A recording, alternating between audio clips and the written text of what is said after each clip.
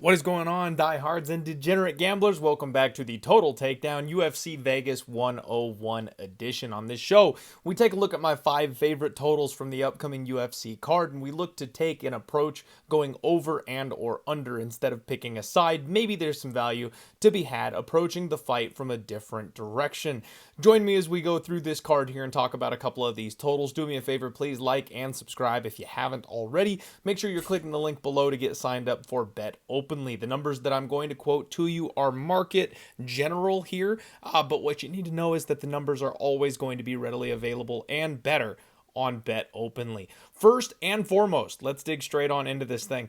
We've got Gabriel Bonfim taking on Chaos Kalen Williams. Now, you guys know from my Monday show that I already have a bet on Chaos Williams. I think this is a dog or pass type of spot. However, we have a 1.5 total with a decent bettable number here. Over 1.5 is minus 155. The under 1.5 plus 120. So they're expecting this fight to go over the 7.5 minute mark. And frankly, you guys, I kind of like that look as well. Chaos Williams is going to be coming in here on relatively short notice, filling in and taking the place of Gabriel Bonfim's previous opponent, and it's a complete stylistic switch up here. He was supposed to fight Renat Fakhretdinov, so he's been preparing for a grapple-heavy approach in this kind of a spot. As opposed to that, he's now going to be getting a striker who's willing to come forth and brawl. Chaos Williams, very, very well known for his power. I do think the knockout is probably the most likely outcome for this fight. However, if you go back past his fight with Carlston Harris, his last 2 fights before that were both split decisions to Randy Brown and Rolando Bedoya. Gabriel Bonfim did get defeated by Nicholas Dalby. He was worn out in that fight when the grappling started to fade off, cardio dump, and then he ended up getting finished, but it was deep in the second round when that took place. We have seen Chaos Williams drag his fights a little bit later. Coming in on short notice, I gotta think there's a chance that this fight could get extended. He's not gonna risk getting finished late by blowing his wad early, and I think we're gonna see a patient version of Bonfim in this spot, very similar to what we saw in the Ange Loosa fight. So I expect this fight probably does get up and over that 1.5, and minus 155 is actually a fair price tag. The next fight we're going to talk about is Rafael Estevam and Jesus Aguilar. We have a 2.5 total, currently sitting at minus 110 on either side. I like the under 2.5 here, you guys. So Jesus Aguilar has only been finished twice in his entire professional career. Both losses have come via submission, and both of those submissions have come in round 1. So he's actually been taken out, and he's been taken out early anytime he's had the raw end of the deal. Now, on top of that, we've got to look at the other side of the coin, right? He's only won 3 decisions. The only 3 decisions he's ever been to, he has gotten his hand raised. However, he's got 7 submission wins on this record, with 3 of those coming in the first round. We know that Jesus Aguilar has a massive power guillotine on him. He likes to get on people's neck and tap them out. He's taking on a 28-year-old Brazilian prospect who is undefeated, someone who I'm not expecting to get submitted here in this spot, but you can't ever rule out that choke when you've got a wrestler versus a ghillie jumper. So I think Rafael Estevam is going to come out here. He's going to look to grapple. We saw in his last fight, he's very good at that. He will repeat takedowns. He will take the back, and he does hunt for submissions himself. He's got 3 submission wins. Now, while Estevam does have 5 decision wins on his record, you would think that makes him more of an over fighter. This is a spot where he's going to be tested on the ground. His opponent, Jesus, is going to very likely be a step down from some of the guys that he's been facing, like a Charles Johnson, who does everything he can to defend those takedowns, stay on the feet, stay safe, and then come back and attack. Jesus is more willing to live and die by that guillotine. So I think we're going to see an opportunity for violence here, because Estevam is either going to get on top and then have his way, or you're going to see Jesus Aguilar be able to catch something in transition and get this fight over with. Either way, I think it's going under. So the under 2.5 sitting at minus 115. I think that's a half decent look.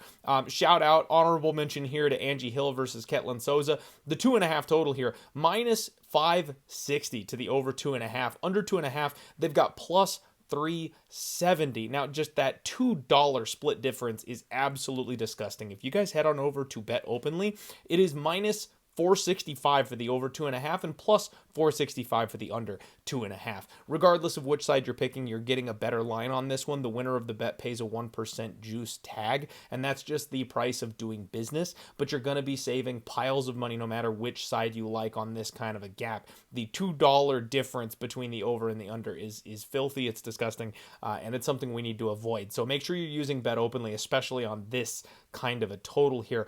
Believe it or not, you guys, I kind of think this might be the women's MMA degenerate under for the week here. I talked about this on my Monday show. You have gotten a new version of Angie Hill recently. She's been doing everything she can to keep her fights out of the judges' scorecards. We've seen the level up from her submission game. In fact, it was just one fight ago that she actually finished Luana Pinheiro with a guillotine. She's been facing some of the upper echelon of the division, some very durable opposition in these spots, and I'm not entirely sure that Ketlen Souza is that. Ketlen Souza has 4 losses professionally, all 4 by finish. She has been knocked out twice, she has been submitted twice, and 3 of those 4 have come in the first round. Now, Angie Hill isn't necessarily the biggest finisher you have ever seen, but she's got beautiful Muay Thai. She's going to have a heightened reach advantage in this fight, a big experience edge, and Ketlen Souza comes forward with her face out forward, swinging massive, powerful hooks. I think there's a chance Ketlen Souza clips Angie Hill similarly to how she did against Yasmin Jauregui in that last fight, and if she does land with that kind of force, Angie is 40. While she's been extremely durable, eventually that's going to fade off, and a juiced up Brazilian little monster like Ketlen Souza, she might be the one to crack the code. She might be the one that's going to be able to connect with Angie hard enough to get her attention, and if that's the case, we could see an under. On the flip side of this, based on what we've seen from Ketlen Souza, I'm just not entirely sure she's ready for this level, and I think there's massive holes in her grappling game, and that's something that Angie can exploit at this point. So I do think there's finishing upside, believe it or not, on both sides of this fight. This is a very intriguing under 2.5 here for me, or a fight doesn't go the distance type of bet that I'm not sure I'm ready to pull the trigger on, but I do think there's definitely a very, very high likelihood that one of these things is totally possible, and I could see a big surprise for everybody when this fight does not, in fact, go the distance when the over is sitting at about minus 550. The next fight we need to talk about here is going to be Edmen Shahbazyan and Dylan Budka. I know everybody's favorite here. 1.5 total. Over is minus 180. The under 1.5 is plus 140. And just for your reference, even a fight that is set up like this one is still going to be better for you over on Bet Openly. That spread is minus 158 on the over 1.5 with a matching plus 158 for the under 1.5. Again, better number on both sides, guys. Hit the link in the description below.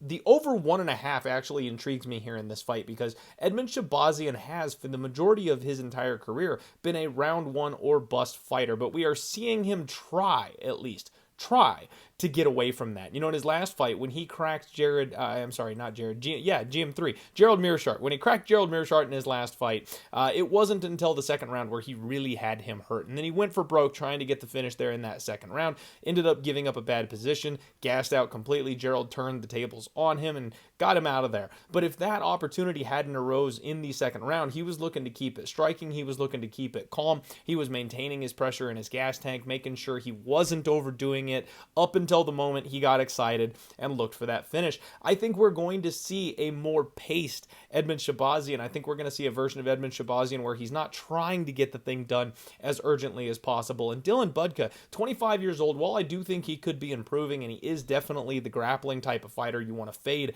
Edmen Shahbazyan with, he doesn't have much in the way of offense. He especially doesn't have any offense on the feet. Yes, maybe he can find his way to a submission on the ground, especially when you've got a gassed out fighter. What do we always say? Tired people tap. So I think he could submit Edmen Shahbazyan. However, Edmund's shown that he can get into the second round now without gassing out. I think that gas tank will fail him at the end of the second round, or if it does, it'll be in the third round. I actually think we get up and over this 1.5. That is sketchy as could possibly be because Edmund can end this thing in round one very easily. And then we know Edmund can absolutely fall apart and die before the round 2 halfway mark. So this one is dangerous, but based on my handicap of the fight, whether it's Edmund kind of picking and poking his way to a bit of a later finish or even a decision because of the change in his fighting style and whether or not it's Dylan finding that late submission, I still think this thing gets up and over 1.5. So we'll say over 1.5, Edmen Shahbazyan and Dylan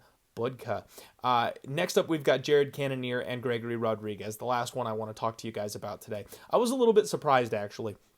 Total set at 2.5. Now, I like violence in this fight. I made that exceptionally clear in my breakdown. Jared Cannonier is starting to crack. We've seen the durability start to slip. He is 40 years old. Yes, he's a late bloomer, but he's fighting in a very, very violent weight class where these guys hit hard. And being in all these 25-minute main events, going up against some of the best in the division and trading hundreds of significant strikes with each other, it will wear on you, especially at the ripe old age of 40. So I expect Jared to be able to be finished in this fight yet again. He's taking in Gregory Rodriguez, who is just a massive finisher himself. This guy looks to go out there and kill or be killed, but I've warned everybody about how chinny he is. This is a huge step up in competition for Gregory Rodriguez, especially considering this guy's been knocked out multiple times. Anytime he faces somebody who's got any level of power or skill edge on him, he is in trouble on the feet. He's been able to overcome it once or twice, like in the Jung Young Park fight. He was out. He was on the ropes. He was gonna get knocked out with one or two more shots, managed to land a power counter and actually finished his opponent instead. But that kind of sells my point here. The fact that he was on his way out the door and got a knockout finish himself, that's why I love Gregory Rodriguez, and that's why I like this under. But the 2.5, I wasn't quite expecting 2.5. I thought Jared Cannonier was going to get a little bit more credit for his ability to go a full 25 minutes. I would like an alternate 3.5 under. I would use fight doesn't go the distance as a parlay piece. I actually think that the later this fight goes, the more it favors Jared Cannonier, and I would expect maybe like a late sprinkles on the Jared Cannonier TKO props could be a little bit fun here in this one. The earlier the finish comes, that favors Gregory Rodriguez in my opinion. I do think this fight is not going to go the distance, and the under 2.5 at minus 125 still might be the move, but I wouldn't put it past Jared Cannonier to get this thing to get into round 3 or round 4 at some point. So yes, violence, 2.5, buyer beware. That's the total takedown, you guys. We'll see you tomorrow for the undefeated post weigh-in show. Let's roll.